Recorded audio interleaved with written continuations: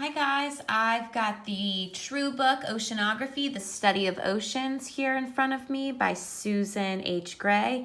This is a nonfiction text. It's informational and it's going to give us true facts all about the ocean and the study of oceans. So let's take a look at Chapter 2, the history of oceanography. We are going to go through this chapter, and as I'm reading, I want you to kind of observe and take a look at those nonfiction text features that are going to help you throughout this chapter, and follow along with your eyes as I read it aloud.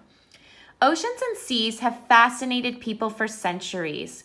Long ago, people knew little about them.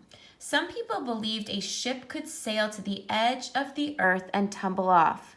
There were some people who believed that the gods controlled the waves.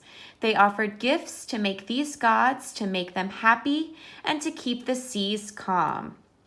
Artists sometimes got their ideas from sailors who told terrifying stories. And I'm going to show you this illustration right here. It says, long ago, people often imagined the oceans were filled with sea monsters like this one. It's pretty scary, isn't it? Okay, next page. Some brave sailors. Most early sailing trips were short.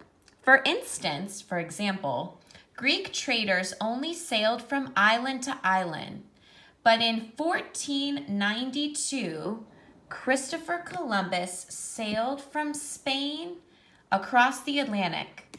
After 2 months, he reached a group of islands near present-day Florida.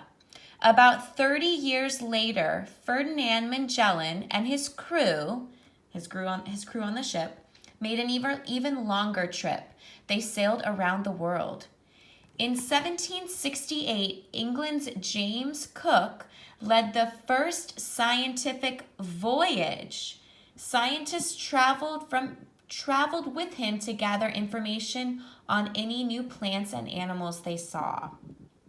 Magellan died before making it all the way around the world. His crew finished the journey without him. And there is an illustration. This is not a photograph. It's just a painting of Ferdinand Magellan. All right, next page. The Challenger's crew made many important discoveries on its journey. And you can see here's another illustration. In 1872, England sent out another group to study everything about the sea. Sailing aboard the Challenger, British scientists visited the Atlantic, Pacific, and Indian Oceans. They discovered thousands of new plants and animals. They measured water temperatures and checked the ocean's depths. So that's how deep the ocean is. They took samples from the sea floor. It is considered one of the greatest scientific expeditions of all time. And an expedition is a voyage or a journey. So they see this as one of the most important or greatest journeys of all time. Probably very groundbreaking. All right. And speaking of groundbreaking, we've got our next heading, groundbreaking ideas. The years following the Challenger's journey were exciting ones. An American naval officer built a machine that could measure ocean depths.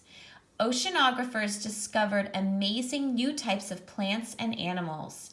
In 1912, German scientist Alfred Wegener introduced his theory of continental drift. Wegener claimed that the Earth's continents had once been joined as one big supercontinent, which is like a huge continent. Over time, it broke into pieces that drifted apart. They became the continents we know today: North America, South America, Europe, Asia, Australia.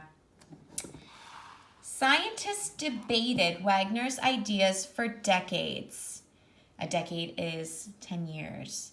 Parts of it were proven to be wrong, but his ideas set the stage for future oceanographers. Remember, an oceanographer is a person who studies the ocean. In the 1950s and 1960s, scientists discovered widening cracks in the seafloor. They found underwater mountain chains. These could only have been caused by movements of the Earth's crust. Today, scientists agree that the crust is broken into large, slowly moving plates.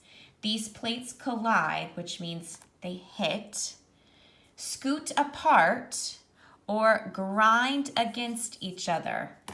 Scientists use the theory of plate tectonics, as you can see, I don't know if you can see that, but that word is in bold, to describe these movements. And then looking down on the page, I've got a timeline of oceanography with the dates going in chronological order from the start to the finish. So all the way from 1492 when Christopher Columbus started to the 1960s.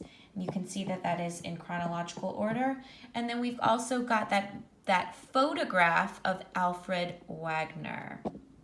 Okay, so I want you to be thinking of some nonfiction text features that you've seen in this chapter. So I'm going to go back through real quick so you can get a good preview. And if I were summing up the main idea for this chapter, it'd probably be that this is the history of oceanography, how it started, how it came about, and then the progression of it as time went on. All right.